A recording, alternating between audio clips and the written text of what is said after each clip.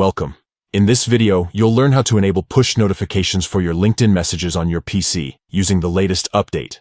If you want to stay on top of your professional conversations and never miss an important message, follow these simple steps.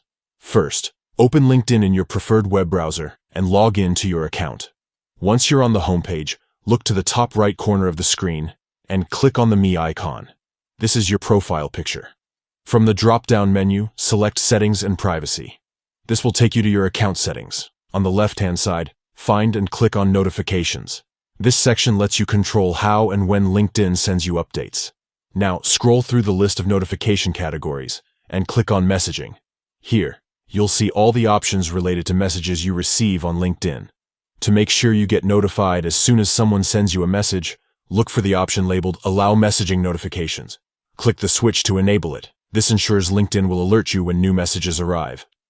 Next, within the Messaging Notification section, find the Messages option. Click on it, and then turn on the toggle for push notifications. This step is crucial. It activates real-time alerts, so you'll receive a pop-up notification on your desktop whenever you get a new LinkedIn message. That's it. You've now set up push notifications for LinkedIn messages on your PC. With these settings, you'll never miss an important conversation or opportunity again.